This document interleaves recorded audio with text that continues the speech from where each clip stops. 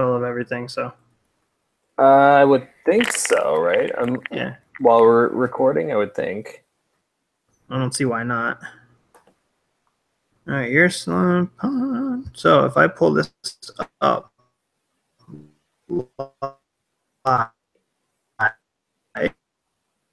Whoa, your sound went weird there. it's probably gonna freak out because I'm overloading my internet here. Let's get off Wi-Fi. Yeah, it did that thing where it gets super choppy, so all it sounds like a robot on auto tune. Gotcha. Yeah. Which is why I'm downstairs tonight, because I realized my Wi-Fi signal upstairs just isn't really that good. Yeah, I mean, it doesn't happen too often. It's just like, I don't know, 2 or 3 times a show, maybe. Yeah, it did that a couple episodes. It did that for a couple episodes there. Oh. That was when I was upstairs, so. I don't know, what is going on here? Okay, I'm going to do this. Tap to retry. I know this worked before because I watched it when you and Bill were doing that episode without me. So You watched the live stream? yeah. Live chat. Let's see. Create a channel to join the channel. Why do you have to create a YouTube channel to live chat? There's Bill. Yay, I made it. Nah, we were going to start without you. I'm just checking some stuff out here. I'm actually, let's see. I'm going to copy the link to the video and send it into the text. Check it out. See if it pulls up for you guys. Okay. Okay. It's not showing up for me. It's saying it's live, but because technically we're live right now on YouTube. Just so you know, Bill. Hello.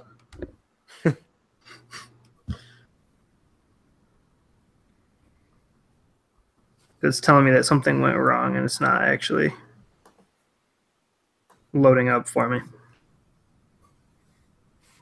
Oh, wait.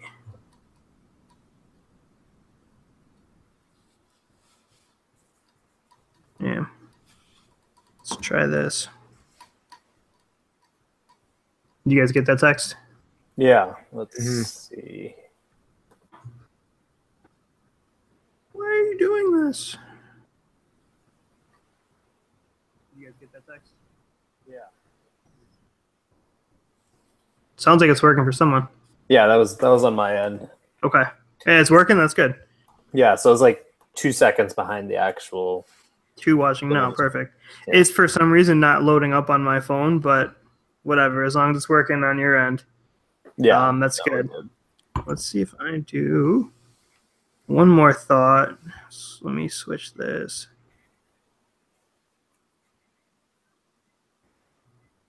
If I pull it up here. Yeah, I still can't get it to go on my phone. So somebody, one of you guys on there, go down to the bottom where it says live chat. You see that on your, if you still have the live stream pulled up. Yeah. I don't know if you do or not. Yeah, I've got it open. All right, see if you can do anything with that. What do you mean live chat? What is that? Should be a little thing down at the bottom. Oh, yeah, okay. Oh, we figure all this technology shit out right before we need it. All right, so I just sent a message or something. Test, okay. I see it. That's good. Cool. For some reason, it's not letting me join the chat, but which account are you logged in on, Alex? Yours or? Yeah, my personal one. Okay. Let's switch this back over. Okay. Well, I'm dicking around with all this stuff. Okay, so first half, we're going to hit a little bit of Arsenal, go over the Man City game, kind of where do you guys think we come out on that game? Obviously, we'll go through the lineup. We'll go kind of recap the game real quick. Lineup substitutions, questionable calls. Anything else from there that you guys can think of now? Just I don't know, like stuff about kind of the gulf and talent at the majority of the positions on the field, and then can sort of transition just for a brief discussion about like how City are probably gonna win the league by like 15 points. Okay. And then I mean, and from the game itself, I mean, I don't know exactly. I don't have like tons of specifics. It's more just kind of situational stuff. Okay. Join the channel creation for track. Sweet. Well, I'm on the live chat, so that's a good thing. All right. So it is going to work. Bill, any thoughts from you about where we're at on the City game? I'm in the same boat as AJ. My stuff's pretty situational. At this point, golf and talent is a great phrase to use, I think, to talk about, because it's pretty much unexplainable at this point beyond, the manager, because I think that's an issue as well. But there just seems to be, I don't know, Alexis looked like he was throwing that game, and that's just like not saying that, like it looked like it very much so. So there's just a lot of situations and a lot of behind the scenes stuff going on. Like him and Ramsey for sure hate each other. Like he was wide open on a pass to the right and totally missed him in the second half. It was, I don't know. I think they could have been beaten. I forget who I was saying that to, but I thought we could have beat City realistically. But yeah, no, I'm with you. I don't know. Pretty much just situations. Okay, cool. I know you've got some stuff you'll want to go about Coughlin and Ramsey, and we'll get you going on that a little bit. Okay. Okay, sweet. So we got that. After we hit that stuff, we want to jump to the U.S. national team. Touch on the roster that they called in, and then go to the president. Yeah, the presidential stuff. Yep. That work for you guys? Mm-hmm. Okay. Any of you have the roster pulled up for? Yeah, I've got it. Okay. Make sure we have that. Do we want to say anything about the Tottenham game coming up? Not really. I mean, it's tough because it's like what, 12 days away? Right. Yeah. Okay. That's fine. Or more, I don't know if anybody had anything yeah, there. about 11 or 12 days, I think. Okay. Is the live thing going right now, or? Yeah, it is live. Oh, this is entertaining for people to watch, I'm sure. There's nobody else watching it right now. Are you still logged into it? Yeah. Okay, then yeah, you're the only one that's watching it right now. Actually, no, I closed it because I didn't like how I sounded. So maybe it's me. Yeah.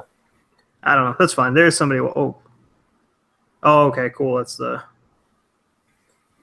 team. Beautiful. Sweet. Prepared. I like it. Maybe somebody is already watching. Hi. And we're playing Portugal, right? yeah. Okay, I just don't want to forget stuff. Residential. Candidates. And Gulati hasn't officially said whether he was resigning or sticking around, right? Correct. Yeah. In or out. All right. Sweet. Okay. Cool. All right. So whatever you guys are. I'm gonna tweet out the link right here. So. Okay. So just tell me when we're starting, and that way Yeah. I'll tweet it out right at that moment. You can tweet it out right now. That is not a problem. Just one thing, typing, and like when you're typing during the thing, sometimes it can come through because I've done it before and I can hear it, and now I'm like, shit, that doesn't sound good. All right. And then also any bags or anything like that, don't crinkle them. top of the screen, guys. If you pan your mouse up, it'll bring down a couple different options. Second button from the left, that's mute. So if you do have to cough, if you do have to open something, click that. If you got a monkey with your mic, like I know I forgot to mute mine doing that shit. just hit it. The cat decides to walk across your keyboard and get in the way. Yep, And been there. You know how it goes. We'll do that. So, All right, ready? yeah, let's get going.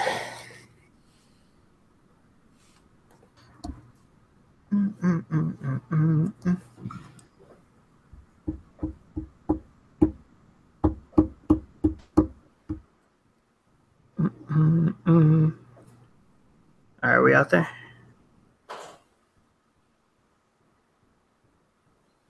You tweet that? Mm-hmm. From your private one or from? Oh, whoops. Yeah, from my No, that's fine. I'll just retweet it from the podcast. I was like, just refreshing the podcast feed. I'm like, it's not there.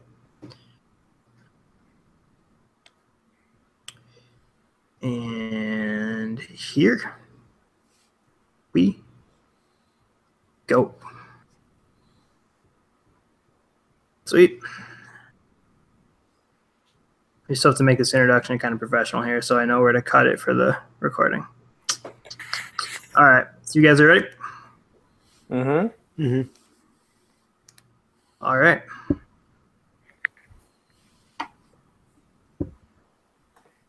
All right. So we would like to welcome you in to another episode of the Eurosnob Podcast.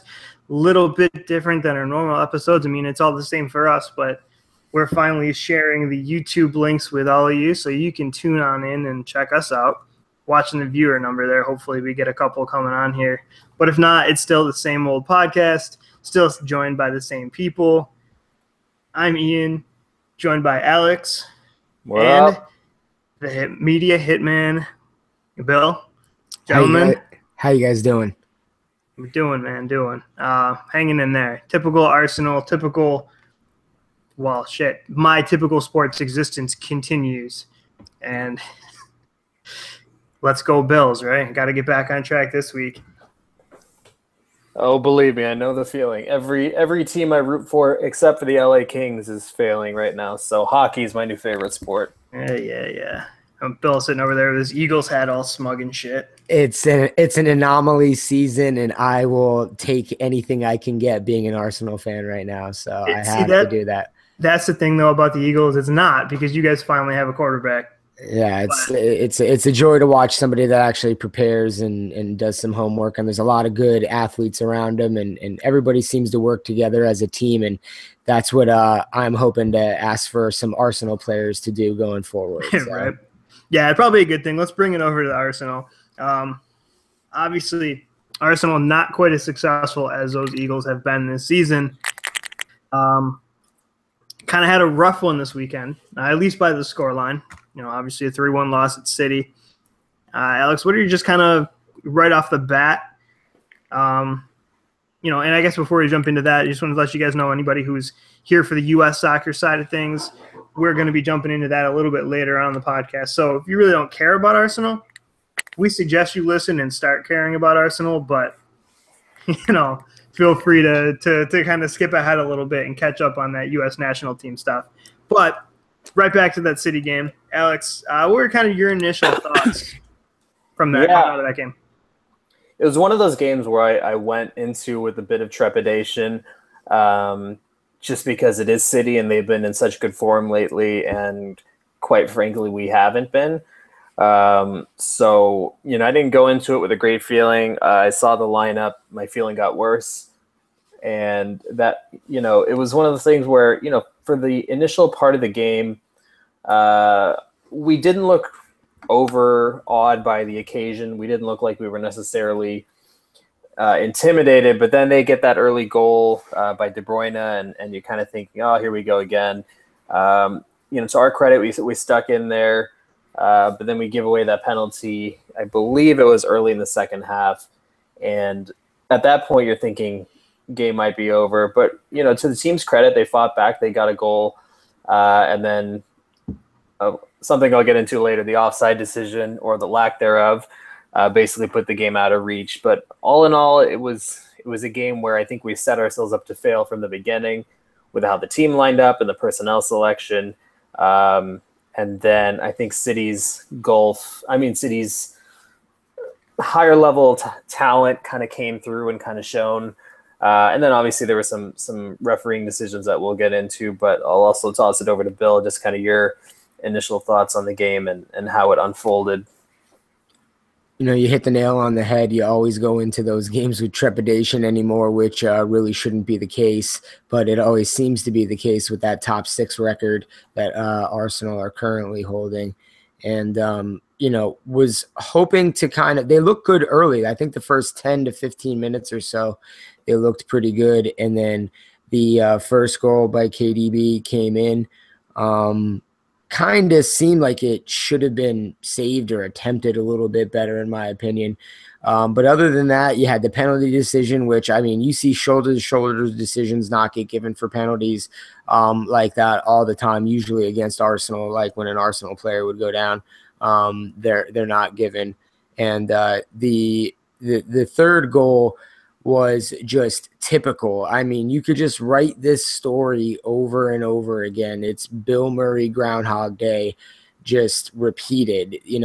Something happens, they look good, a goal, then a penalty, then they come back, and then offside, goals allowed in, handballs allowed in, something goofy happens against Arsenal, and the refereeing doesn't go that way, and it's just getting kind of frustrating. So those are my overall thoughts, kind of similar to yours.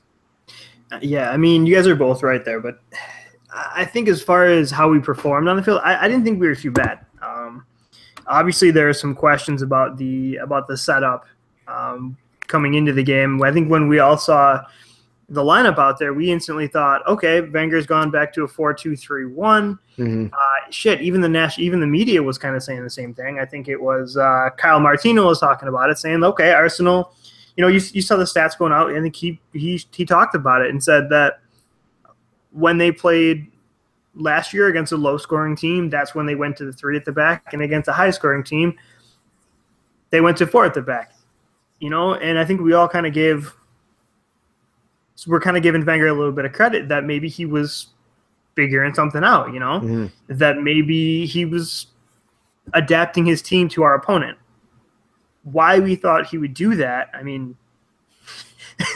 he's never done that ever. Right. So all of a sudden we all kind of thought that that's what he would do. Maybe it was obviously it was just wishful thinking because he set out with Coquelin, the center back of a 3, which is insane to me.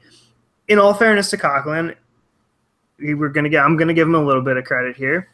For what he was asked to do, I thought he was fine. He didn't do anything spectacular. He was a little bit out of position from time to time, but he made some good tackles. For what we asked him to do, he didn't kill us. Yeah, I'd agree with that. Yeah, go ahead. No, I didn't mean to interrupt. I'd agree with that. I think we all kind of saw it is exactly like you said. When I saw the initial lineup come out, I said, all right, we're playing 4-2-3-1. And then all of a sudden, I think within the first minute, the announcer said, oh, and Coquelin's playing center back. And I said, oh, that's unfortunate. So we'll probably chalk this one up as a loss. And I'll see you guys in 2 weeks for Tottenham. But it was one of those things where, I honestly, to his credit, he was not one of the biggest problems in that game at all. His passing out of the back is limited. He's not a good distributor of the ball, but he wasn't out of position. Anything that came his way, he dealt with. I think there were way bigger concerns in Coquelin in this game. But it is like you said, I kind of thought he might try to adjust the team for City's personnel. I will say, apparently, Rob Holding was ill and then Mertesacker had an injury, so I sort of get the reasoning behind it if that's the case. But it's one of those things where now you see Gabriel shining at Valencia and you're wondering, wouldn't he be useful right about now? Yeah, there's obviously something because – I don't know. Let's put it this way. I'm not missing Gabriel. He scared me as much as any player that I can ever remember in recent memory for Arsenal. So I'm not really upset that he's no longer with us. But Valencia hasn't lost a game in 8 games with him starting. There's no arguing he's been good for them. You can't argue that, but I don't know. I just don't think he was ever very good for us. Whatever that reason is, was it the language? Who knows? Could it also just be our defensive setup, though? We've made a lot of good defenders look really bad. There's no doubt about that. It absolutely could be. you know, but despite all that, I mean, I thought defensively we were decent. I mean, you're not gonna ever stop City. You're not gonna stop them. They're scoring 4 goals a game right now. You're not gonna stop them. The fact that, you know, the KDB's goal, like Bill, you said it, Czech should have done better. The penalty, honestly, I thought it was weak. Do I understand why he called it? Yes. Do I think it was a dive? Yes. But, okay, you can't put yourself in that position. The third goal was offside. So, you know, very easily that game is, you know, we all 3 of those goals are preventable. And not necessarily through anything that we did overly wrong, if that makes any sense. I don't know if I explained that all that well. So I think defensively, we were fine. You know, the issue for me was in the final third, and there's 2 people that it really comes down to, and that's Alex Iwobi and Alexis Sanchez. You know, so I'm going to send those over to Bill. I mean, between those 2, which one do you think was the bigger problem? I mean, that's a dynamite question. You know where my bias would lie with that question. I think you're going to be surprised at what my answer is actually going to be right now. And Alexis Sanchez really bothered me watching his play. I mean, 15 times I think the statistic was he turned the ball over in the first half. I think that was the stat that was roaming around there. I mean, that's unheard of. I mean, Iwobi, I just can't understand the allure. And, you know, for what he was asked to do and what he does, you know, he doesn't do a bad job. He's just so indecisive in the final third. He has no end product. And I just always use that phrase because if he did, I think he'd be very, very good. But besides that, I mean, his defensive abilities just aren't there in terms of pressing and doing what I think they were trying to do. But Sanchez, for me, was the bigger problem with the just – I know this is a crazy conspiracy thought, but it's like Oxlade-Chamberlain. I tweeted that. You know, you play him before the team he went to or wanted to go to, and you're trying to prove a point by saying, oh, he's going to do so well against you, and he just looks disillusioned. You know, he really did. It was – I don't know if you guys agree with that or not. I guess what I would say to that is if you didn't play him and you lost the game, right, you'd be then right. The complete opposite story would run. Like I definitely get what you're saying. I mean, the turnover stat. I don't know if it was 15 in the first half or 15 overall, but I think it was like he turned the ball over 15 times, and then the entire team aside from him turned it over like 18 times. So, that might have been it. Yeah. So he was responsible for so much of that, and it is like you said. I mean, I don't know if he was mentally checked out. I don't know if City's pressing kind of messed with his game. I really don't quite understand what happened. And, you know, to Ian, kind of to your point, the match stats, I'm looking at them right now, were really not that skewed. You know, the possession was about 58-42. City had 4 shots on target. We had 3. City had 4 goal attempts off target. We had 3. Fouls are about even. Corners were about even. You know, so they did dominate the possession and probably completed way more passes. But, you know, defensively, we were fine. I mean, that De Bruyne shot, it was hit bottom corner. I mean, I might give Czech a little bit of a pass there.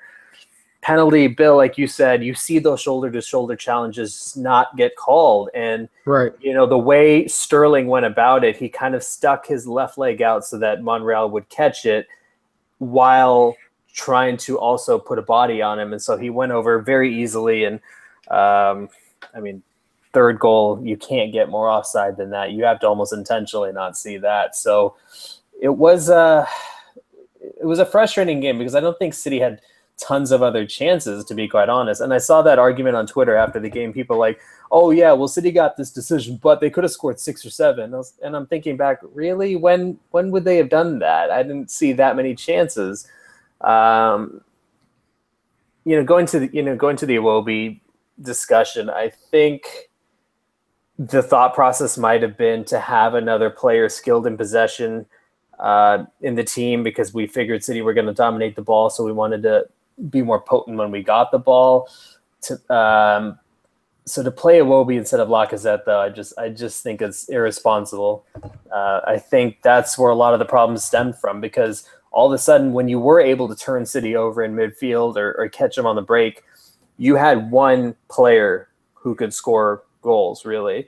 You know, Right. you have Ramsey bomb forward, but then he's abandoning his midfield responsibility. So you basically only had Alexis Sanchez up top. And you saw the difference. Once Lacazette came on, he gets a touch, takes a touch in the box, boom, past the keeper, scores. I mean, that's why do you pay all this money for a striker if you're not going to play him in your biggest games? It's the formation when I saw it come out, like it, and then like you see the name Coughlin, and then that just, you know, ignites you even more. But like you see the team come out and you're going, where's Lacazette? Where like I was like, the bench, 50 million pounds for the bench.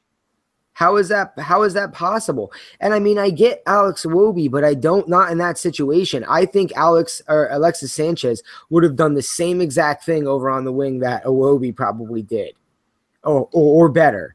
So why not play Lacazette up front and then move Sanchez over and get the same thing out of him? Like, I thought that move made no sense because you were kind of replacing like for like. You weren't getting anything better. And you were, right. I just didn't see the sense in that part of the lineup. No, I'm with you, and it absolutely makes no sense. I mean, the decision to play Alexis happened at the end of the transfer window when we decided to keep him.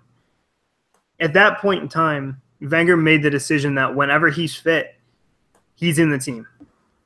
Plain and simple. There's no other option, because you know what? If you were going to keep him out because he's disgruntled, then you should have sold him in the transfer window. Right.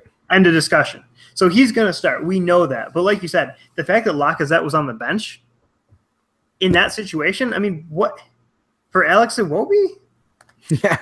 Like, it's mind-boggling.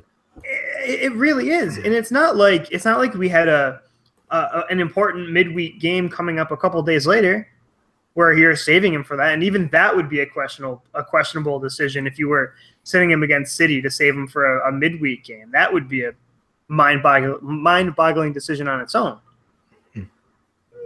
But Alex Iwobi, I mean, like you said, Bill, what is he going to give you that's different? Like, what does he bring that we don't already have out there? Yeah, he can dribble the ball, but Alexis can dribble the ball. Right. And better. He doesn't play defense. He doesn't track back.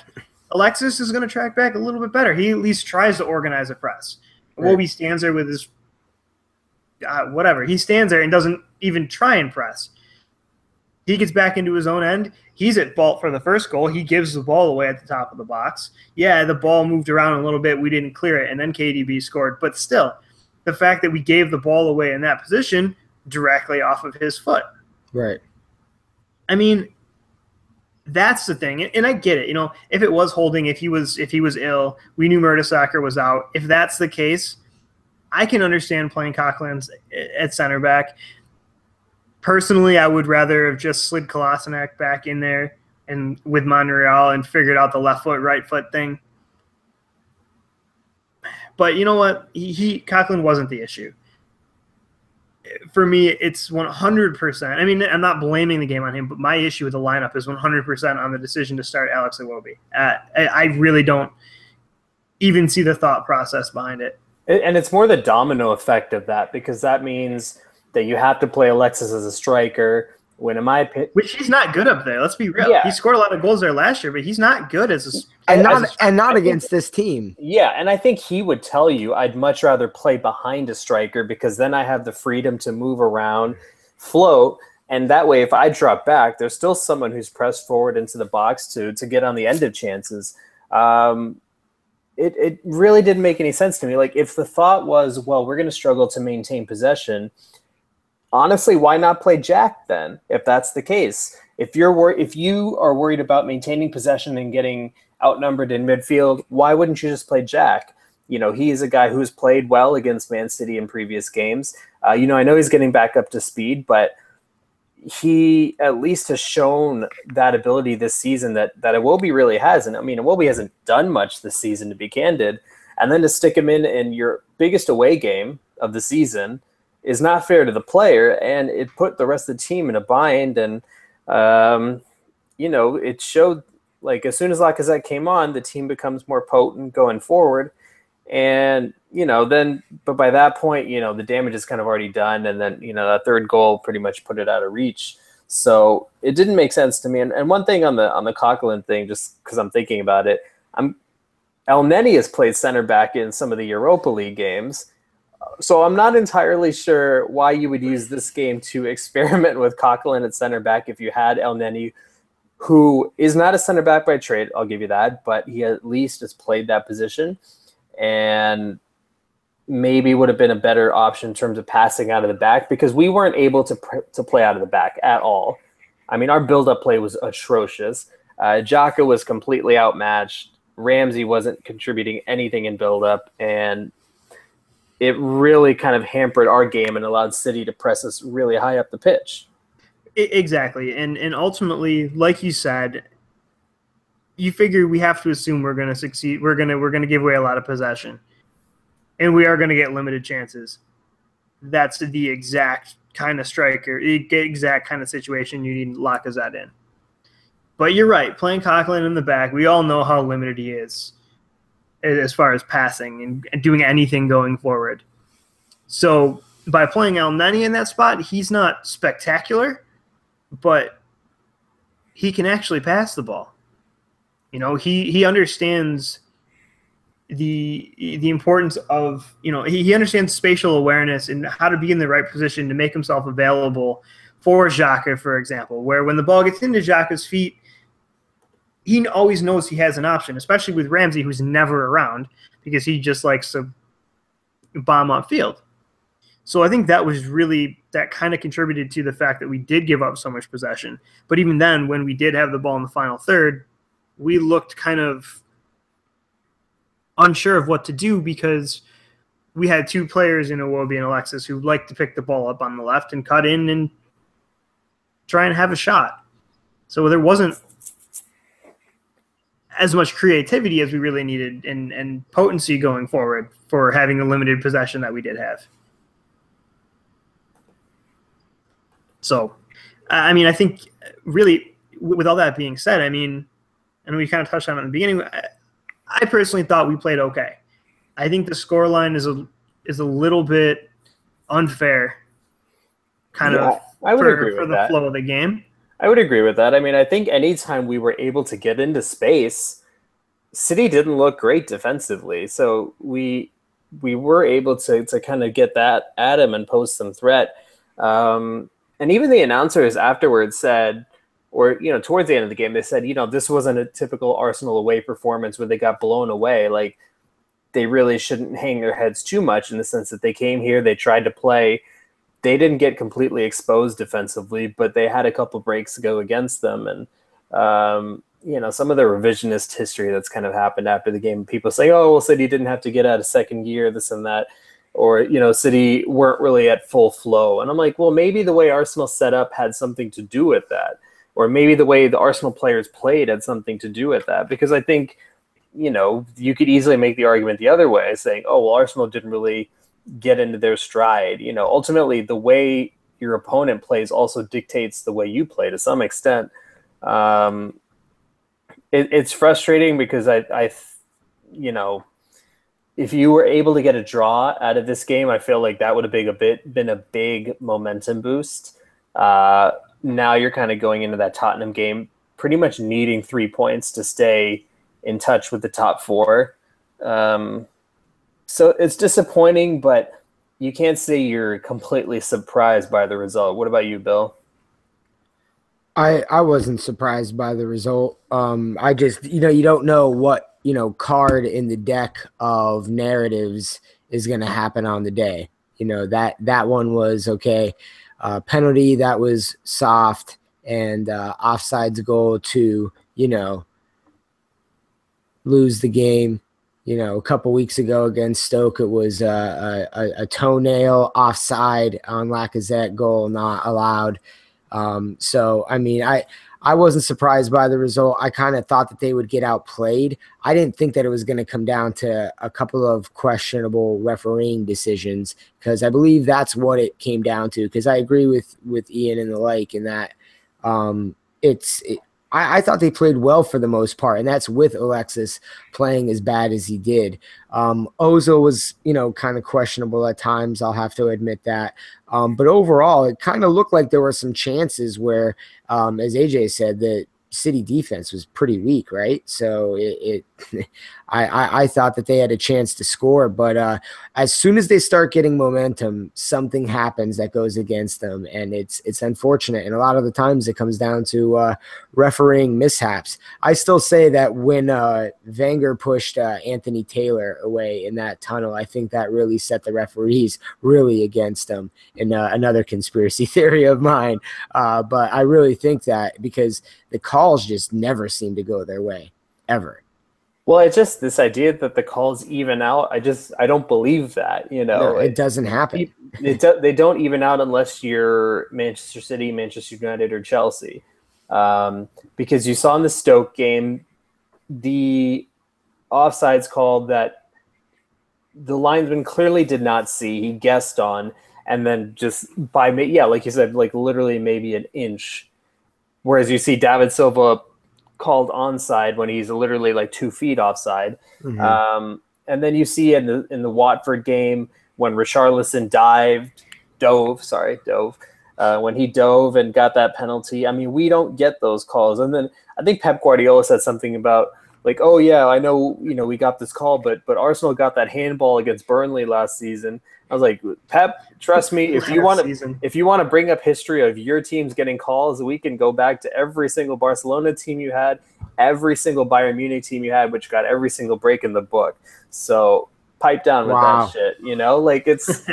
But Billy brought up something interesting there, and is a player that usually comes in for a lot of criticism and sometimes unfairly, in my opinion. But this time, I think he actually might deserve some. And that's Mesut Ozil. And you guys know I'm a big fan of his. I love what he does. I think his contributions are often dismissed too easily. He was not good.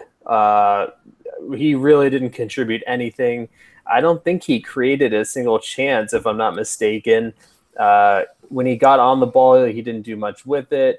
He didn't really provide a good outlet. I know it's one of those things where when we can't build for the back, he struggles to influence the game. But in that kind of game, you got to find a way to contribute somehow. And I think he really struggled. Ian, what would you think about his performance? Yeah, I mean, you can't disagree with that, right? I think in games like that where we do give up so much possession, he can really struggle to find the game and be able to make an impact. I mean, he's not the kind of player that, like Lacazette, for example, where he gets one chance and he's got it in the back of the net. Ozil kind of, if he's completely out of the game and not involved in the game, he does drift out of it. He's not the kind of player that can just all of a sudden come out of nowhere. I mean, he does it from time to time, but in a game like that where we don't have possession, he kind of gets lost. And what I was really looking for out of him was, drop deep into midfield, get on the ball, and start making things happen. He just kind of floated through the game and never really tried to step in and put his stamp on the game. Yeah, and it's one of those things where inevitably the comparisons to De Bruyne are going to happen because they play roughly a similar position, kind of the playmaker. And, you see De Bruyne come up with a goal and just influence the game a lot more, make a lot more of those key passes. And so, yes, De Bruyne has better surrounding talent around him. I don't think anyone with any semblance of a brain would question that, but you still have to figure out a way to contribute. So it's frustrating when your two supposed best players don't show up in that moment. And it's that kind of game which makes you realize just how important Santi Cazorla is, because David Silva was able to play that role for City where he was that one of those deep central midfielders who is so adept with his thinking and his quick feet and making those short little passes to break through the lines.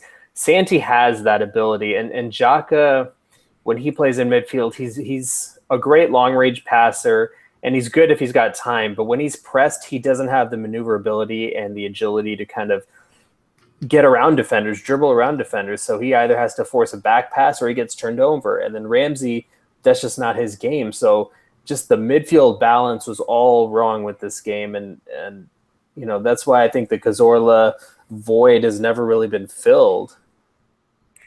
Yeah, and you're right. And I think we've kind of all come to the conclusion we're never really going to see him at that level again. Yeah. I'm completely confident of that. There's no chance to me. I don't know if you guys saw the pictures of the skin graft of the back of his ankle where they took the skin from his forearm where his tattoo is, and now part of his forearm tattoo is covering his Achilles. It's crazy. I mean, the man was lucky to not lose his foot completely. Will he come back? I'm sure he'll play again. Now, he'll never be the same kind of player. But the point remains that style of player is something that this team just really, really, really misses. And we've been saying that since Santi went out, since before he went out, when we said he's the only one on our team that can play this game. So we've been saying it for, 3 years now? Yeah. And we still don't have anybody that could come in and potentially play that position. And that's – but I don't know. That's a huge problem. And you're spot on that in a game when we're under pressure, we need somebody that can break that pressure. Ramsey can't do it. Xhaka can't do it. Ozil's capable of it but won't do it. Why? So really, you know, where does that leave us? Why is Wenger continuing to base formations around one player? Where if that one player is not there, it doesn't work, because that's what seems to be the MO. I don't know that it's. I wonder if it's more just the squad. I don't know. He's never been somebody that really changes everything. You know what I mean? He's never shown, even back when we were winning titles. I mean, he didn't change his tactics. Right. They did the same thing game in and game out. He found a side that worked, the combination that worked, and just ran it out there time and time again. He's never been known to be a really tactically adept manager. I mean, correct me if I'm wrong. No, I think you're right. I think he's a good man manager, or he was a good man manager. He's not anymore, in my opinion. Right. He knew how to work with those types of personalities. And then, you know, when the Vieiras and the Henrys left the team, then shaped around Cesc Fabregas, he basically built a team around Cesc Fabregas as, you know, your star in midfield, and then putting players around him like an Arshavin or a Nasri, and then a striker like Van Persie. I mean, everything was built around sort of becoming Barcelona Junior to some extent. Then once Cesc left, there was that void, and he filled it with Santi, and Santi kind of became the cog in that midfield. You know, obviously Ozil was the big attraction, and then Alexis, but you know, Santi has kind of been the heart of the team until he got injured. And, you know, like you said, Ian, he's never going to be a key contributor for Arsenal again. I probably don't think he plays for Arsenal again, quite honestly. So you have to find ways to work around that. But that's where Wenger's lack of tactical awareness and his inability to adapt to the modern game really, really hurts him, because you have to find ways to utilize the personnel you have. You can't just say, oh, well, we don't have a needle-type player in midfield, so I guess we're just going to get overrun. Oh, well, you know. So, you know, use Jack in that role if you have to. He's the closest you can come in terms of being able to break a midfield press and dribble. I don't know, Bill, what do you think? Why didn't he just stick with the back four, even if Coquelin played there? Like, I didn't like it, but at least the back four, I was like, you know what? All right. Because I felt it was going to create a little bit more from midfield. Now, I thought Coquelin was going to hurt that by playing in midfield, but I thought at least it would be a little bit more compact, and if he played defensive right in front, it would help out a bunch. When you do that, when he drops back into the middle there and it kind of spreads out, I just think it destabilizes the midfield, and I thought Jack would have been perfect for that game. I thought like a old school, like almost 4-3-3 and like a hybrid where it's like, you know, Alexis and Ozil and then Lacazette up front as like a 2-1, almost tip of a Christmas tree we always talk about type of thing. But I thought at least a back four would have been really, really good. But as soon as they came out and they weren't in it, I knew that it was going to be trouble. Right, and it's kind of a problem that we've seen, even in games where we really should dominate the midfield and should dominate possession. It's kind of one of these, not side effects, but trade-offs that you put out there when you play the formation that we've been playing, the 3-4-3, because you do get outnumbered at midfield. The modern game is big on 3-man center midfields. That's what it is, and we continuously get overrun in that area. But honestly, I'm not expecting Wenger to change. I'm expecting this to be our formation through the majority of the season. I mean, that's where he's set up. That's what he's done. And unless we're falling out of contention, I mean, obviously not contention for the top spot, but unless we kind of go through that massive problem we went through last year, he's not going to change it again. I think we kind of have to accept that. I mean, we all agree that a different formation would suit this personnel better, but the man has forgotten, as the cliche goes, he's forgotten more football than I'll ever know. And there's no doubt about it that it's true. But it's just not, you know what I mean? Like, I don't really know how to explain it, but I think everybody knows what I'm trying to get at. He's lost his touch, and he hasn't adapted to the way the game has changed. And you look at the switch to the 3-4-3 or whatever you want to call it, 3-4-2-1, it really only came because we had a bad stretch of results and we were conceding goals. And so this was kind of a last-ditch effort. And Wenger's problem has always been that he's not a proactive manager. He's a reactive manager. And what I mean by that is he doesn't anticipate something and change his personnel or change his formation to prepare for that. Something happens, he's caught off guard, and then he changes it. So, he kind of fell into this 3-4-3, 3-4-2-1, and then he saw that it was getting results. He's like, I'm just going to stick with this as long as I can. And the only time I'm going to change it is if things get really ugly. But if you look at the numbers, the amount of chances we give up hasn't decreased substantially with the new formation at all. And our chances created haven't gone up, much, if at all, to my knowledge. So it's a manager that just does not have the ability to compete at this level anymore with the top clubs. Yeah, you can beat the mid-table teams, the lower table teams, and maybe even at home you can beat one or two of the top teams. But in terms of attaining the top prizes, the top trophies, I don't see it based on what I've seen so far. I mean, am I being too harsh, Bill? No, I think you're spot on the money with the assessment. I don't feel any confidence watching really any of their games. Like you said, they'll beat mid-table teams, they'll beat lower table teams. It's been a stretch for them to win any sort of top game, home or away. I don't understand where the mindset's been, but we always keep talking about it. Common denominator.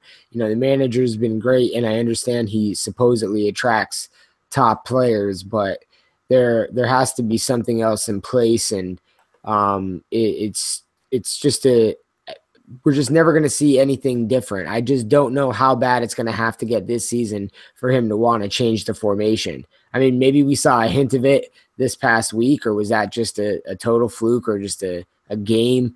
I don't know, but it always seems to, when he drops to a back four in the middle of a game and close out the game well, he does that over and over, but he doesn't start out the game that way. Yeah, so, and the kind of the funny thing, I mean, for all this doom and gloom that we get to, is we kind of usually end up after a loss with this team. You just look at the table right now. Yeah, City's running away with it, and they're going to. We're 4 points behind United. We're 4 points behind Tottenham, 3 points behind Chelsea, level on points with Liverpool and Burnley for that matter. But you know what I mean? For as poor as I think we've been, and I don't even know that we've been that bad, but we're not, obviously not on the same level as City has been this year, but there's a lot of time left. And there's no confidence in any of us really that we're going to figure it out because, like you guys have both said, Arson just doesn't show that ability to adapt to it. I think it's important. I think he's going to have to. He's going to have to change something for us to kind of hang up with the rest of these sides the rest of the year. And, really hopefully he does because I don't want to be sitting in 6th all season. That's for damn sure. We're too good of a club for this shit. So are we though? That's the thing now. We should be. And that's in terms of the prestige of the club. Sure. But for now, that's slowly being destroyed by ownership. By ownership and management, though. Right. Ultimately, by management, but the fact that ownership allows that management to continue is the.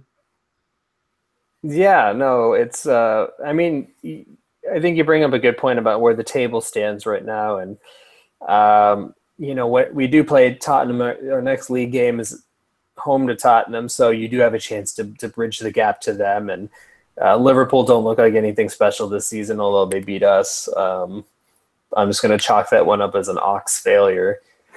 But, like 100%. Chelsea beat United, so United are kind of going through a rough patch. So it's really a bunch of decent teams, and then City is up here. And I'll throw this to you first, Ian. I mean, we are functioning under the assumption that City are probably going to walk the league by at least 10, 12 points, right? Yeah, no doubt in my mind. Bill, what about you? I'm going to say around there. I'd say 12 to 15 points probably. They're already 12. They're already 12 points clear of us, 8 points clear of United. 11. We're a third of the way into the season. And they've got the squad depth. That's the thing. They're good, man. They literally brought Gabriel Jesus off the bench. They can bring in a Bernardo Silva off the bench. Gundogan off the bench. Yeah, you bring in one of my favorite midfielders, Gundogan, off the bench. I mean, the only place they're a little shaky is at the back defensively. Like, if they lost to John Stones for any extended period, I think they'd be in some trouble. Yeah, but they score so many goals. Who cares? Yeah, that's the thing. They'll just outscore you. Exactly. But, it's one of those things where hopefully we use the international break to kind of reassess and get ready for Spurs. I mean, I know Spurs players had some mysterious injuries that only seem to happen during the international games, and then they have a miraculous recovery for when they play us. Funny how that always happens, huh? Yeah, it's a weird coincidence. I don't know what that issue is. But Speaking of international breaks, I know we also want to get into a lot of issues plaguing U.S. soccer right now. And guys, if you don't mind, I'm just going to read the latest U.S. soccer roster that was released for the friendly against Portugal, and I'd be curious to get your thoughts once I do. I'll start with you, Bill. But goalkeepers, Jesse Gonzalez, Bill Hamid, Ethan Horvath. Defenders, John Brooks, Cameron Carter-Vickers, Eric Lehigh, Matt Miazga, Tim Ream, Jorge Villafana, DeAndre Yedlin. In midfield, we have Kellen Acosta, Alejandro Bedoya, Tyler Adams, Lyndon Gooch, Weston McKennie, Kellen Rowe, Danny Williams, and forwards, Juan Agudelo, Dom Dwyer, CJ Sapong, and Josh Sargent. So obviously a lot of youth, a lot of inexperience, but some promising players in there. What kind of sticks out to you, Bill? I'm liking how, he went, pretty, kind of young in some areas. I like that he brought in some guys that have shown before that they're capable of kind of going up to that next level. Just looking this over a little quickly here. I really like Josh Sargent. First of all, love the name. Can't get any more, I guess, atypical American than that, so to speak. But what the thing that I was trying to find out here is that, I like Yedlin, kind of playing. He's been doing well for Newcastle United. I watched him play the other day. He had a really good game. Who else is in here? I can't find out who I was looking for. But overall, I kind of like the mix that he went in. A lot of inexperience, but there's really nothing else to do at this point but kind of get some guys some shot and see where it goes from there, in my opinion. Yeah, I'm with you. I'm actually really happy with the side. I'm glad that Bedoya is real, not him in particular, but the fact that he's really the only old name, if you want to call it that. I mean, he has got 65, based on this, 65 caps. The next is Yedlin with 48. So, I mean, the fact that that's the extent of, really our experience. I mean, after those guys, after him and Yedlin, you're looking at Agudelo with 26 caps as your next most capped player in this team. And really that's kind of what I asked for was a team like this. You've got some guys who have made appearances at this level, but you also have, you're rewarding somebody like Danny Williams for the form he's been in. You're rewarding Josh Sargent for the form he's been in with his U side, and kind of the fact, his U17 World Cup form. I mean, the kid was really good there. I would have liked to have seen maybe a couple other younger players. What's his name? Weah, but I forget his first name. But he's training with the Brazil first team with PSG right now. Oh, so, Timothy Weah. Yeah. So he's getting, he's doing all right training with them for right now. I'm really happy to see Tyler Adams. I think he's had a pretty good season. Can bring some different things to our midfield. Lyndon Gooch, Weston McKennie. Those are names that I'm really happy to see. So I really don't have too much to complain about. Matt Miazga, I'm happy to see him back in there. And now the question is, how many of these guys, are they going to throw it on the field? How much are they going to rely on him? Because it really is a big game. I mean, not in terms of meaning, but level of competition. Yeah, I think it's an opportunity. I mean, look, after that World Cup qualifying failure, we should look at the roster as a complete reset, meaning most of the guys who are on it should not be on it ever again.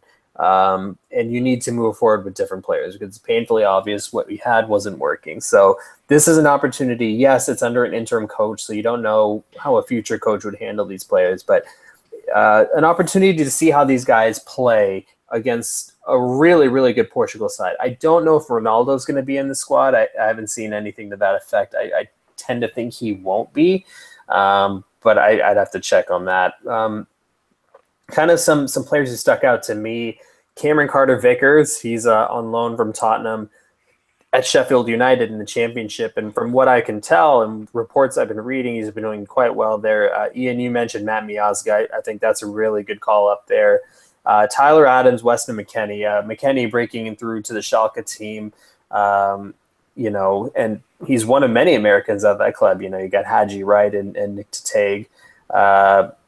The goalkeeper competition, I think, is really interesting. You've moved past the Tim Howards and the Brad Guzans, I hope.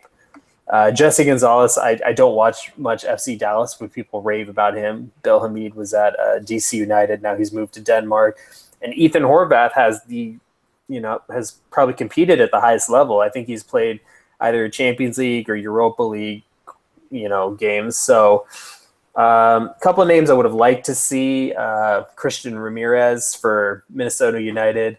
I probably would have put him in over Dom Dwyer, quite honestly. There's another kid, Jonathan Gonzalez at Monterrey, midfielder, 18 years old. He's kind of become the center of a United States-Mexico duel, but he's been starting regularly in midfield. But I think they have a playoff game coming up, so I think that's why he wasn't called in. But I really can't complain too much. I mean, the forward pool is really light. I think that's one thing that sticks out. Agudelo, I mean, he is what he is. Dom Dwyer's not young.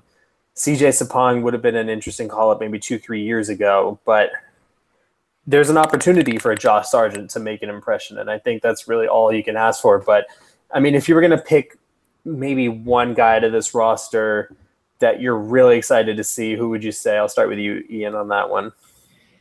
I mean, the one guy, probably Weston McKennie would be number one for me. Unfortunately, I don't think we're going to see a lot of Josh Sargent. I think he may get a few minutes at the end of the game, if anything.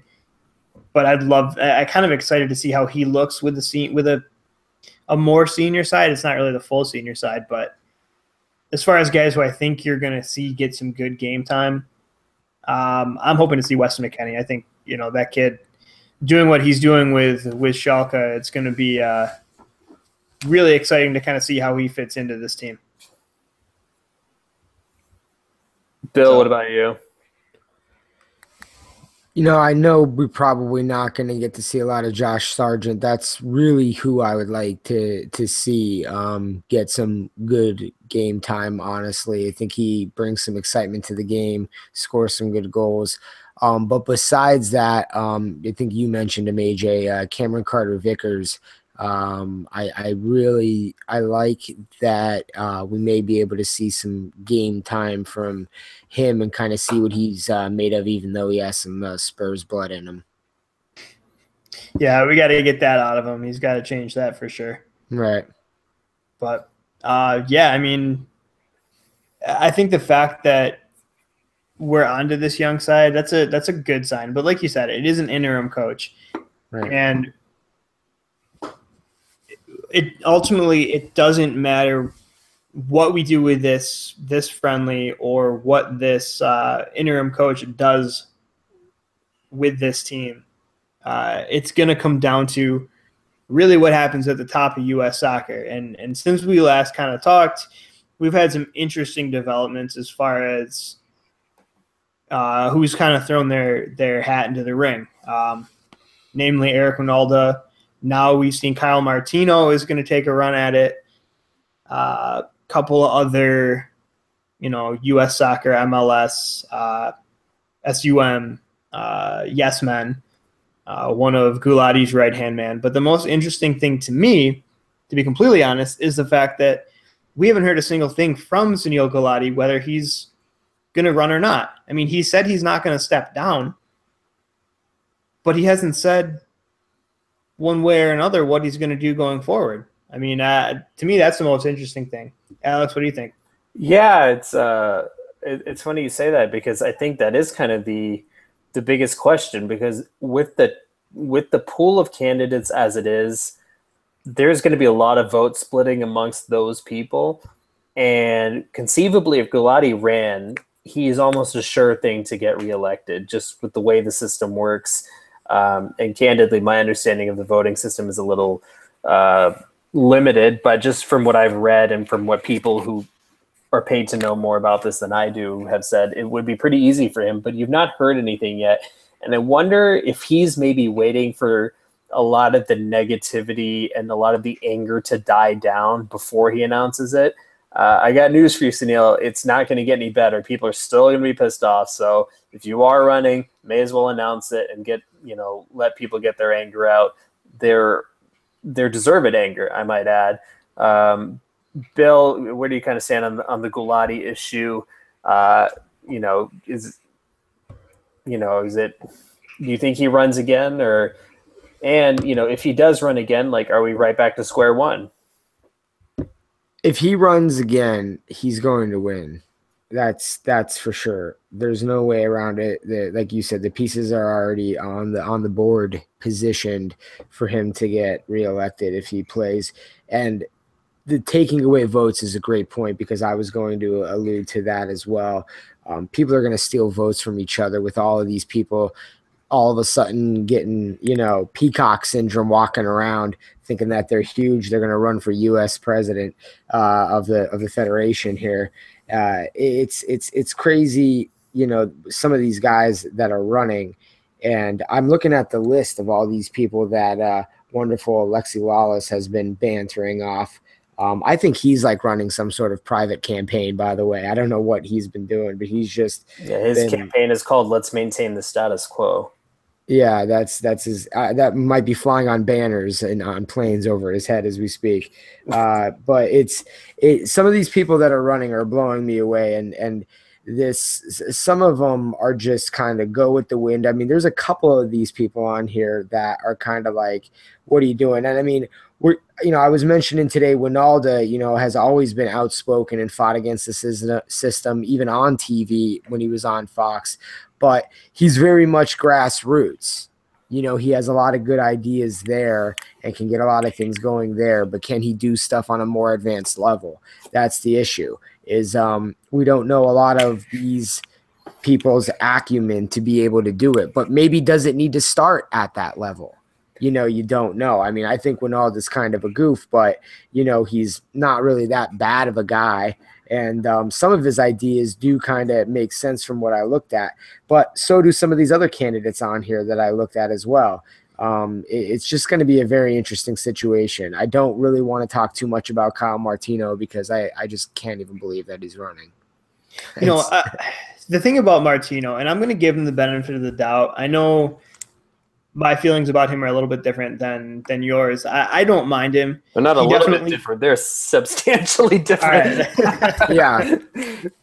That's fair. Yeah, that is fair. I don't mind him. He is kind of a company line yes man. Follow the. Yeah, that's not me. I can't do it. As an analyst, I hear you. I don't disagree with any of that. I really want to hear what his platform is. I mean, I get the impression that he's not for promotion relegation.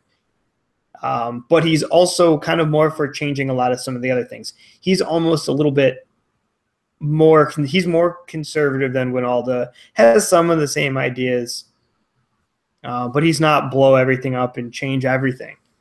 So it's going to be interesting to see kind of who starts gaining the traction. Alex, your point about whoever made the point about Alexi Lalas, that does kind of concern me. I could see him, a month from now, not maybe it's got to be sooner than that, saying, you know what, these guys are a bunch of clowns. I just asked everybody all these questions. All their answers suck. Here's my answer to all of these questions. This is why I'm running. Right? I could completely see that being his strategy, right? It seems like it, man. And it seems like something that he would do. Okay. You're talking about Lawless, you mean? But yeah, Lawless. Right. But the thing about Lawless is he said it himself. He's an entertainer. He's not a pundit. He's not an analyst. He's an entertainer, and he has said it.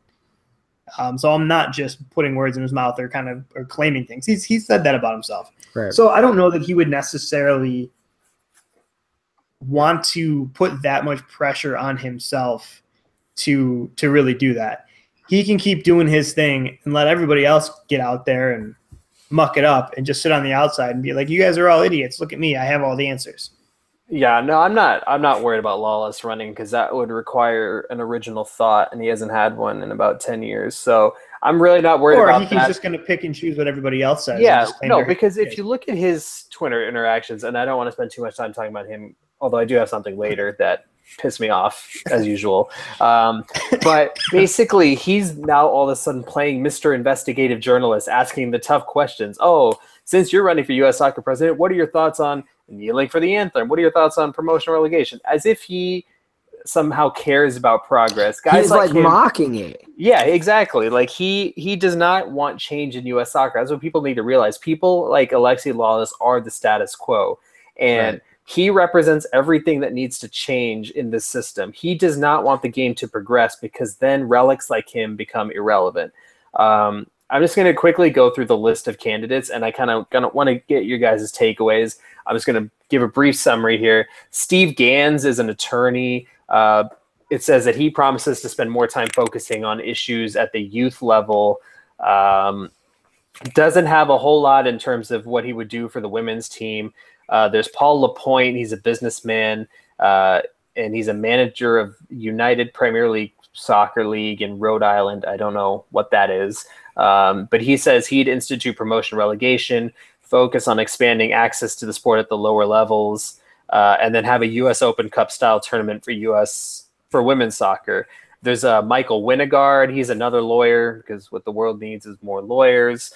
And, he's got a background more in the coaching aspect, and he doesn't really seem to be prioritizing like promotion relegation. Paul Caligiuri, another former U.S. player, is probably the newest one in the pool, and he really hasn't given tons of specifics. So there's Carlos Cordero, who's the vice president, and that was kind of a big thing that he's running because people are like, well, maybe that means Galati's not running.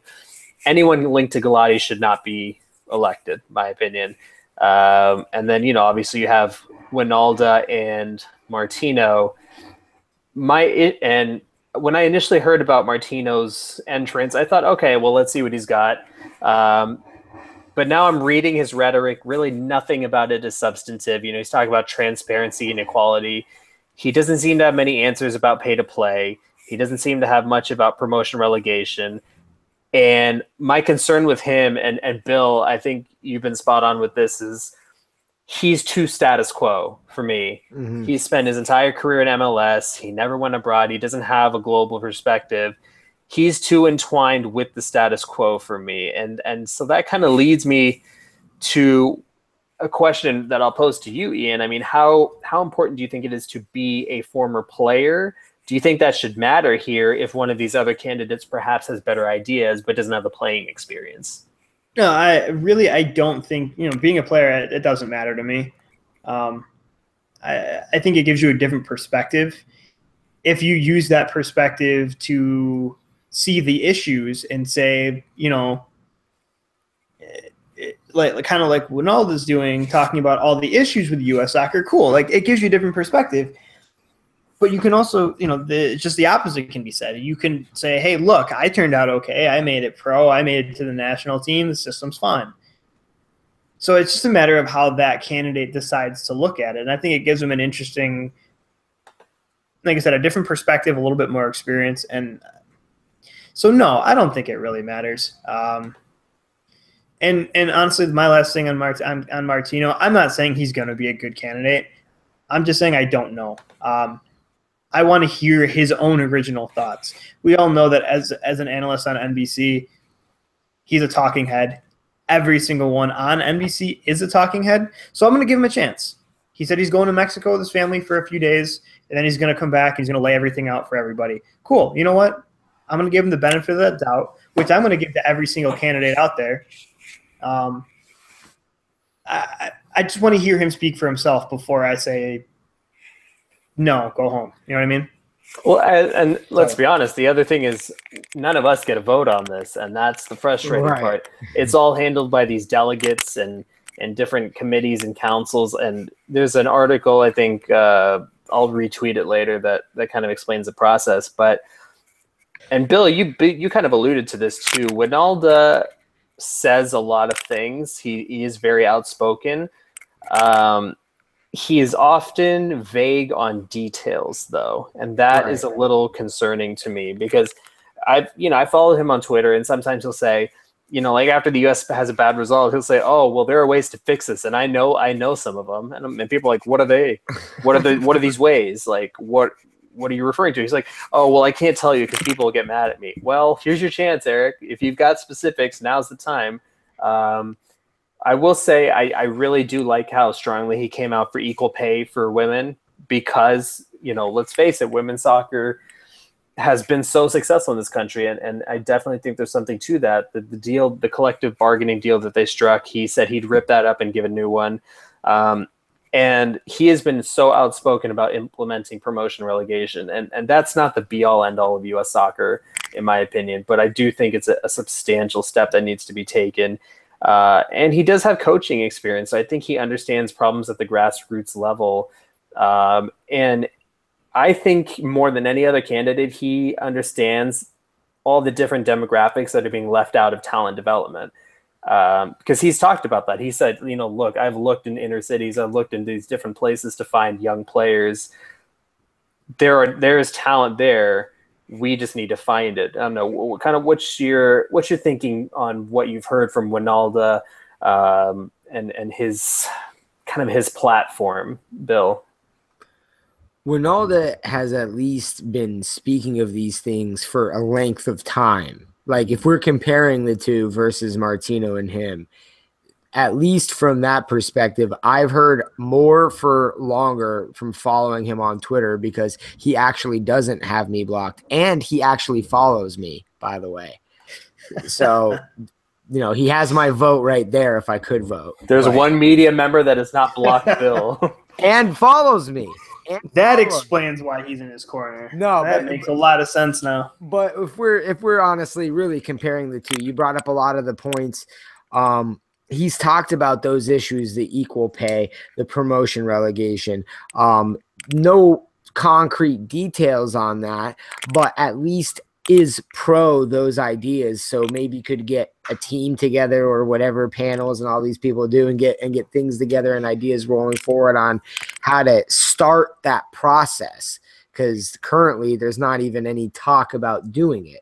So at least at that level, it's at least pure in the aspect that he'll probably try to do what, he thinks is best, that, a lot of people do want to see from all his experience doing all the things that you mentioned. Martino, I feel, is very flavor of the month. Status quo, whatever way the wind is blowing, he's going to go that way. He does it with his analysis all the time. For a couple of years, he was Arsenal. I loved him. I was tweeting him how amazing he was. It was like, happy, everything was great. And then all of a sudden, he just, the thing was to bash Arsenal again real hard the past couple of years. He's just jumped on board. But, so like, I think, in terms of that, like, I think it's just kind of like, this is kind of like the thing I want to do. I think I can make a change. I'm gonna kind of throw my hat in the ring and see what happens. I don't know. I just don't think he has anything concrete. I don't trust his relationship with Arena. I don't trust some of the quotes that he has said in the past. I don't know if this last thing has changed him and inspired him to be different or do something, but I don't know. I don't know if Ronaldo is going to be good either. I just know that his ideas he's talked about for a long time, and most of them a lot of people would like to see. And I do agree. I think that's an important thing, is that, you can't go back and you can't say to him, well, where were you on this a year ago? Because he was out there about it. He really was. And I do think that's an important thing. Mm-hmm. But honestly, he's really the only candidate that we've heard a ton about. I mean, everybody else we're kind of guessing just based on their associations, really what their thoughts are. So it's going to be interesting to see where everybody comes out. But unfortunately, like I think it was Alex, like you said, none of us actually get to vote. So it's really going to come down to who can these people influence, and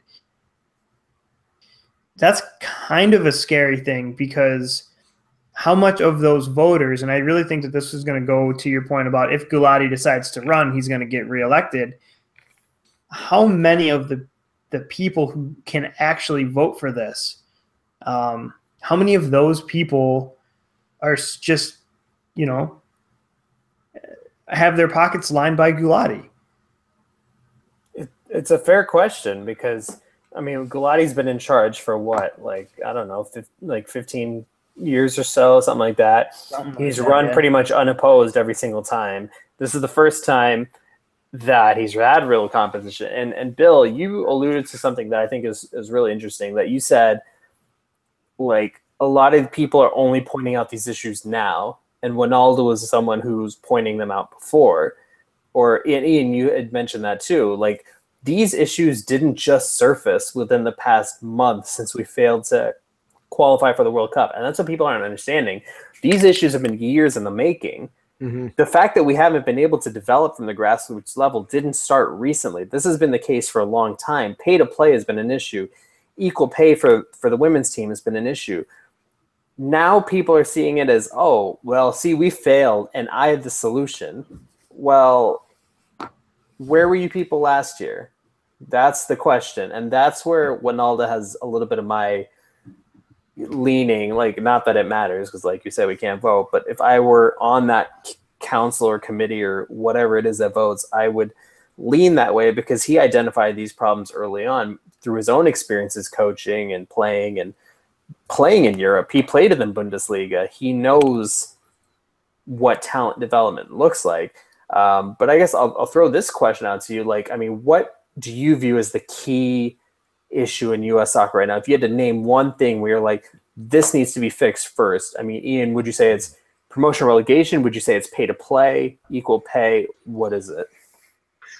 Man, that is such a heavy question to throw out there with like 3 minutes left in the podcast. That's why I gave it to you. I'm yeah. Oh man, there's so many issues. I mean, I think you probably hit the two biggest right on.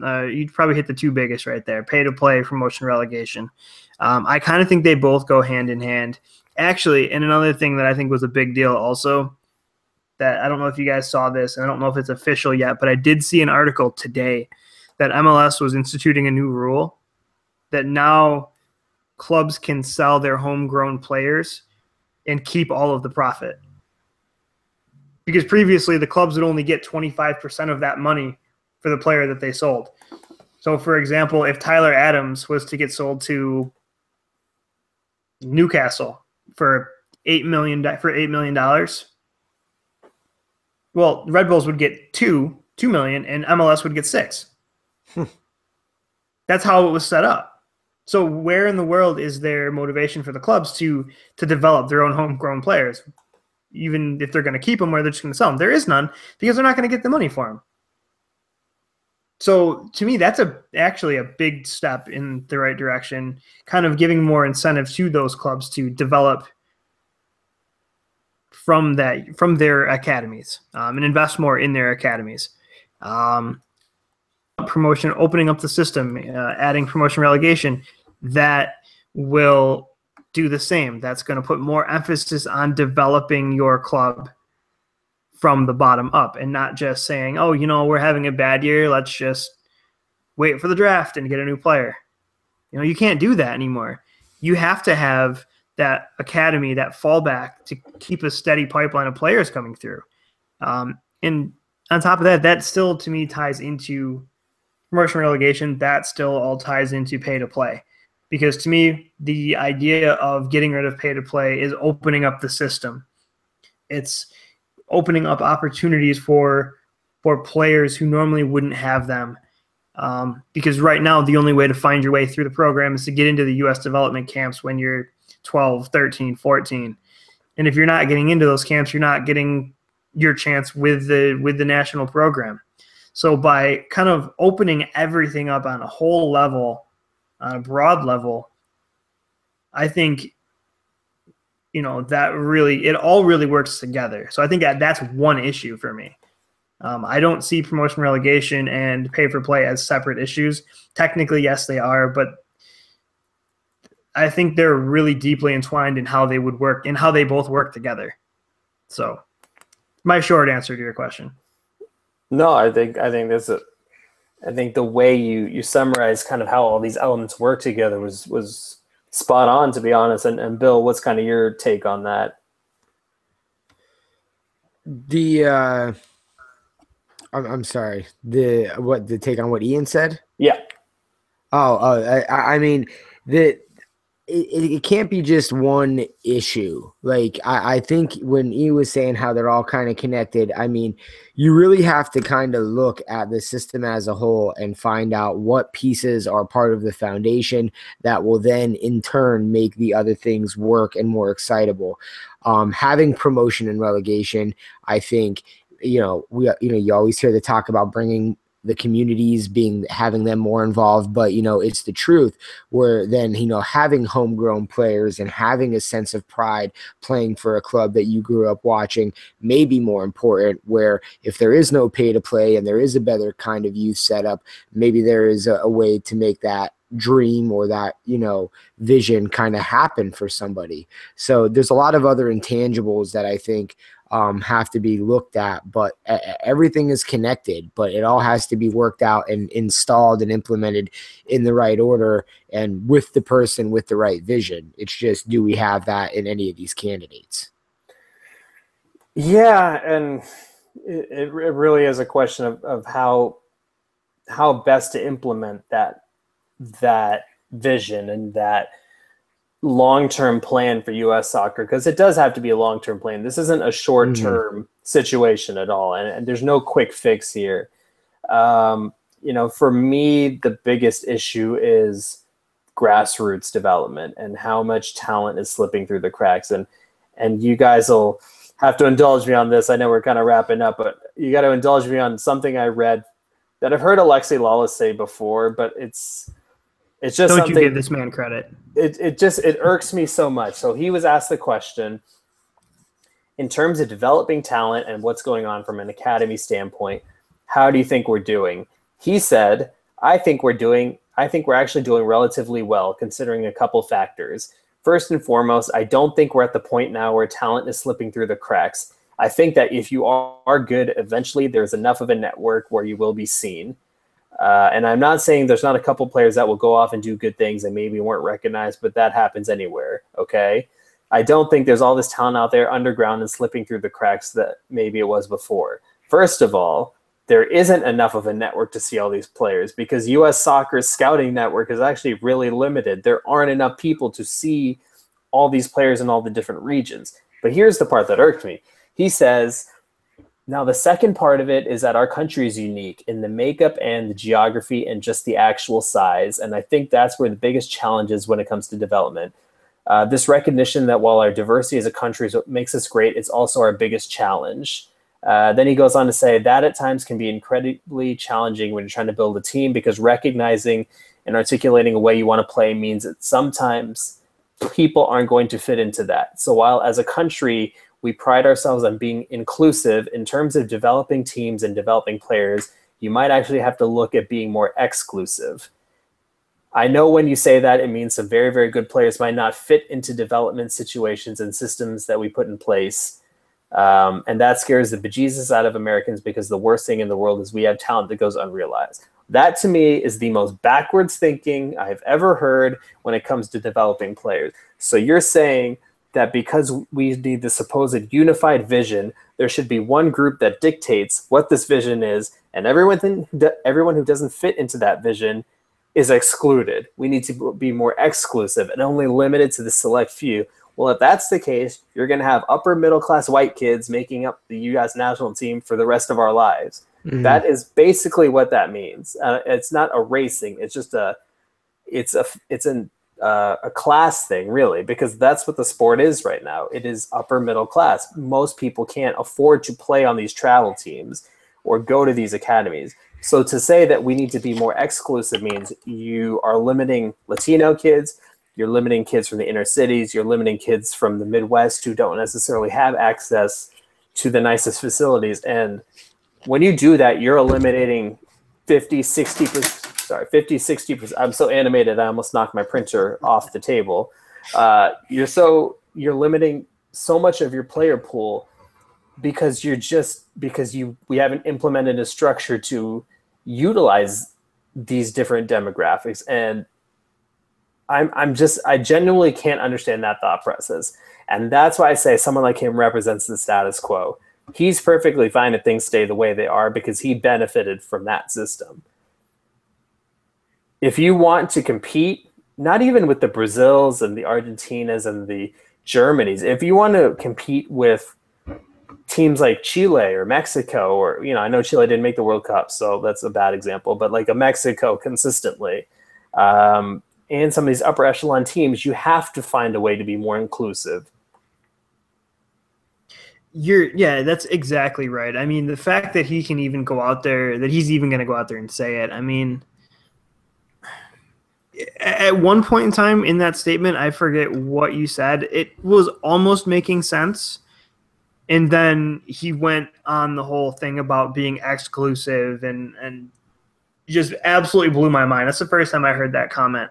Kind of the interesting thing, another thing that I picked up was his talk about he doesn't think anybody is slipping through the cracks. Well, yeah, that's because these players aren't even being brought along to the point.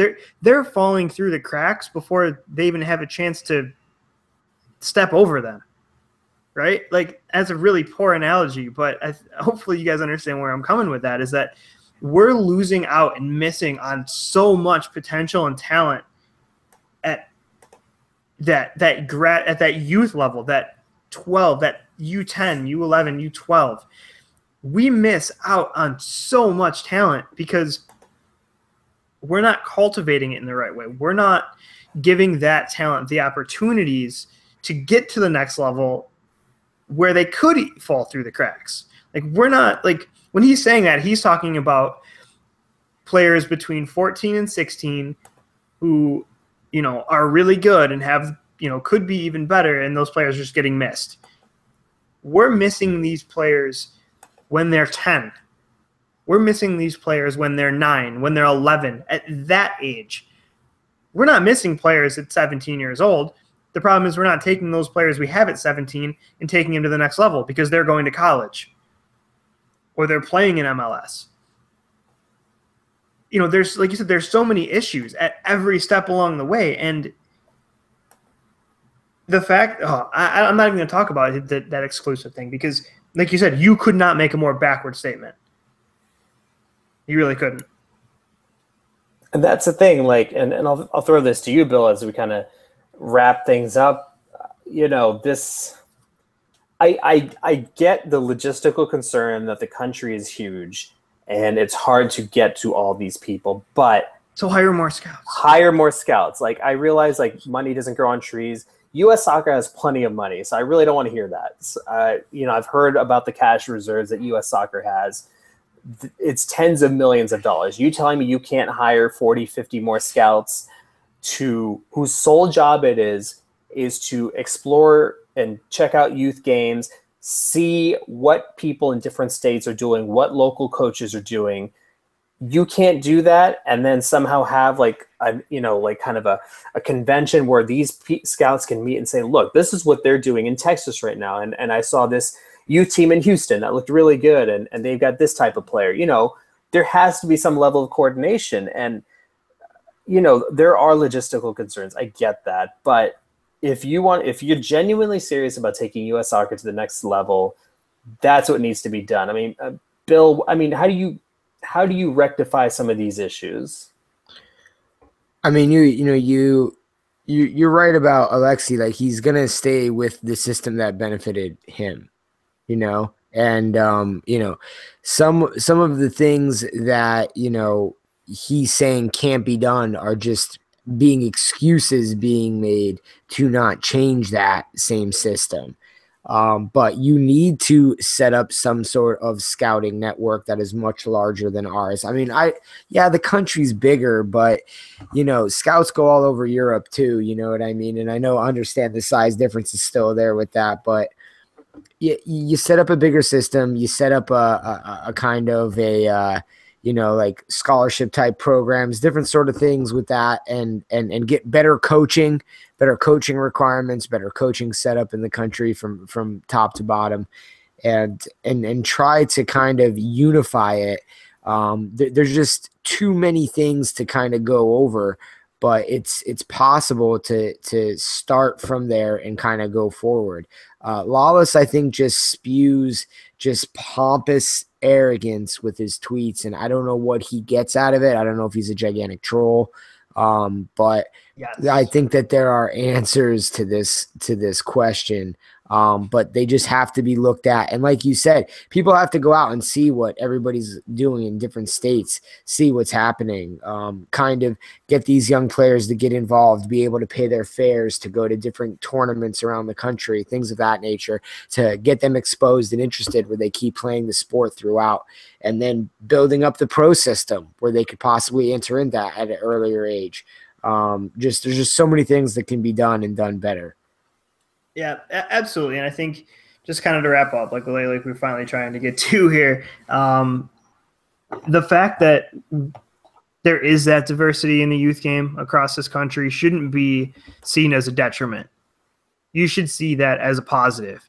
The fact that we have so many players from so many different backgrounds that come through so many different ways of coaching and styles of play, that should be used as a positive, because it's something that other countries just can't bring. You want to Americanize soccer and you want to do it the American way? Well, there you go. That's the American way. You take the diversity of talent and ability and styles that this country can produce, and you bring that to the national team level, not push all of that away to go with one style of player. Well, I think that's where I come out. And I think, we can obviously go on and on and on about this, and we absolutely will again, especially as we get closer to this election. And I really wish that we actually could have a vote in all this shit, right? Yeah. That we could actually have a say, that you know what I mean? Somebody who knows, who's listening to this, send this portion of our podcast to everybody who can vote. Tell them to listen, because we spit some wisdom out there that all of those people need to hear before they vote for this next president. I'm sorry we can't give you any money. I mean, I got a $5 in my wallet if somebody wants it, but that's about all I can do to bribe somebody to vote for the right person. and I'm sure Gulati's going to give him a hell of a lot more. So on that note, send this over to Alex. Throw out Twitter handles. Where can we find everybody? Yeah, so obviously you can find me at UFGoonerAJ. Billy O, you can find at AFC Gooner O. My boy Ian, you can find at GunnersFan6. Find the podcast at Eurosnob Pod. Facebook.com/Eurosnob Pod. Also, if you're watching this on YouTube, I'm so sorry you had to see our faces. But we'll hopefully do this as a regular thing and, share, like, subscribe, do whatever you got to do to spread the word, folks. Absolutely. Gonna stream these every time we do it from now on. You can catch all the videos from this season all on our YouTube channel. We'll share that link with everybody as well. So any final words for you, Bill? No, I hope everybody enjoys the podcast. Make sure you subscribe, tell everybody about it, listen in, and take care. Look forward to that next Arsenal game. Should be exciting. Right. I sure hope so. And I don't know when we're going to get with you guys for another podcast. I know we're kind of coming into that Thanksgiving, Thanksgiving week somewhere along that. So if you don't hear from us before then, everybody enjoy Thanksgiving. Really just remember, the point of the holiday. It's not to go out and shop. It's about to be thankful for everything you have. So take that in mind when you're sitting down drinking your beer, your wine, eating all your delicious food. And on that note, guys, I want to say thanks for tuning in, and we'll catch up with you sometime soon. All right. Thanks, guys. See ya.